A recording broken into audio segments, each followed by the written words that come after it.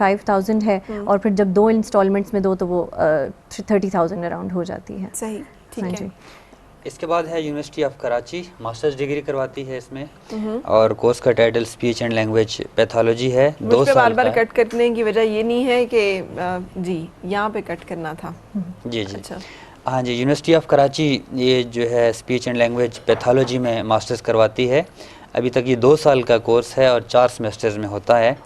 इसके लिए जो एलिजिबिलिटी है वो सिंपल ग्रेजुएशन है, एटलीस्ट 2nd डिवीजन होनी चाहिए, और इंटरव्यू और ओपन मेरिट जो है इसमें है इसकी क्राइटेरियाज।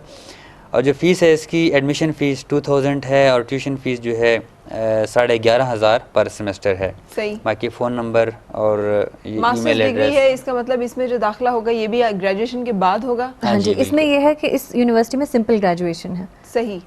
सिंपल ग्रेजुएशन मीन मतलब ये है कि किसी खास सब्जेक्ट में ज़रूरी नहीं है, जिसमें भी आपने ग्रेजुएशन किया आप इस कोर्स के लिए अप्लाई कर सकते हैं। ये 4 सेमेस्टर्स में 2 साल जिसमें तकरीबन लगते हैं, आप ये डिग्री ले लेंगे जो कि स्पीच थेरेपिस्ट की है, और उसके बाद आप प्रैक्टिस कर सकते हैं। अगर आप मज़ीद डिटेल्स देना चाहते हैं तो उसके लिए वेबसाइट है www.uok.edu.pk। जी जी, सही जी। नेक्स्ट, इसके अलावा जो है वो ज़ियाउद्दीन मेडिकल यूनिवर्सिटी है कराची में, ये BSc कराते हैं 4 साल का। स्पीच एंड लैंग्वेज थेरेपी का कोर्स है ये, और FSc प्री मेडिकल या A लेवल्स। सही, जिन्होंने किया हो वो एलिजिबल है, इसमें दाखिले के अहल है। इसमें टेस्ट, इंटरव्यू और फिर उसके बाद एक एसे का भी इनका होता है मरहला।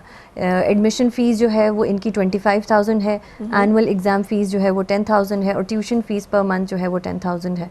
ठीक है। और इसका वेबसाइट है www.zu.edu.pk, जहाँ से आप इस यूनिवर्सिटी के बारे में मज़ीद इन्फॉर्मेशन और इस कोर्स के बारे में ले सकते हैं। जी, अच्छा जी।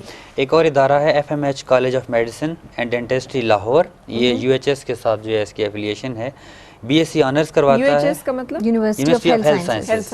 हाँ जी, BSc ऑनर्स करवाता है, और इसका course title speech and language pathology है। 4 साल का ये कोर्स है, और FSc प्री मेडिकल की बुनियाद पे इसमें दाखिले होते हैं, और टेस्ट और इंटरव्यू जो है इसका रिक्वायरमेंट है। इन सब में आप जो है ना वो मिस कर रहे हैं कि कोई क्राइटेरिया सेट है कि कितने मार्क्स, मतलब कितने % मार्क्स?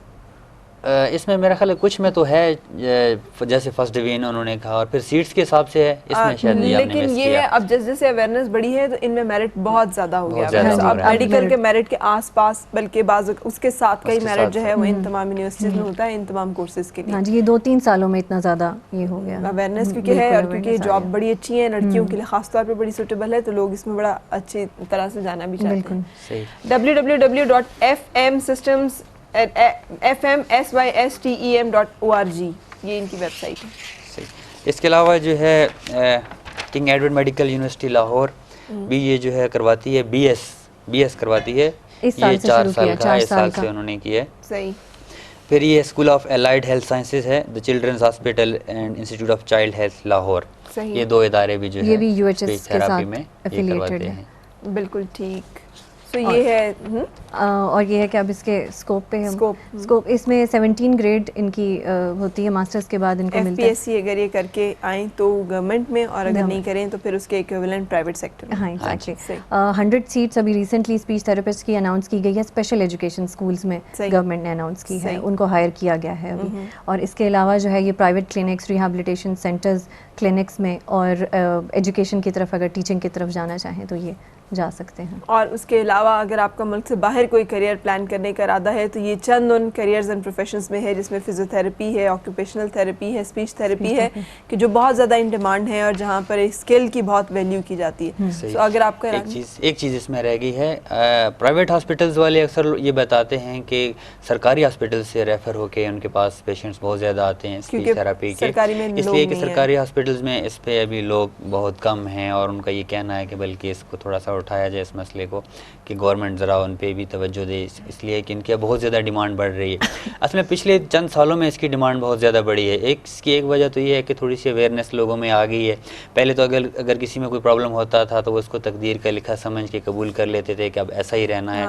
अब उनको ये समझ में आना शुरू हो गई है कि ये प्रॉब्लम्स हैं, अर्ली अगर मतलब डायग्नोज हो जाए तो सॉल्व हो सकते हैं, हो जाए तो हल हो सकते हैं। बहुत सारे बच्चे जो है वो सारी ज़िंदगी की हकलाहट और तोतलाहट से बच सकते हैं कि टाइमली उन्हें स्पीच थेरेपी थेरेपी मिल जाए और उन्हें पता चल जाए कि कौन से मसल्स की एक्टिवेशन ज़रूरी है वहाँ पे, तो एक स्पीच थेरेपिस्ट हेल्प कर सकता है ज़िंदगी भर इस माजूरी से बचाने के लिए। जी हाँ, बिल्कुल बिल्कुल बिल्कुल सही। सो बहुत ज़रूरी है कि बहुत सारे लोग इस करियर और प्रोफेशन में आएँ और जहाँ जहाँ पे फिर जाएँ, कामयाबी के साथ ज़िंदगी बसर करें। सो बहुत सारी मेल्स मैं पढ़ूंगी नहीं, अब नाम मेरे पास वक्त नहीं है इतना, लेकिन वो सब लोग जो FSC के बाद अपना करियर प्लान करना चाह रहे हैं, जो हम आपको ये वाले डिपार्टमेंट्स बता रहे हैं, इनमें जाइए, इसलिए कि ये स्किल ओरिएंटेड है, इसलिए कि यहाँ आपको अच्छा मुस्तकबिल मिलेगा और इसलिए कि यहाँ पर आपकी बहुत ज़्यादा ज़रूरत है। Thank you so much and thanks to Shifa news. Thank you. रुकेंगे हम, लेंगे एक छोटा सा ब्रेक और फिर चलेंगे बिलाल भाई की तरफ।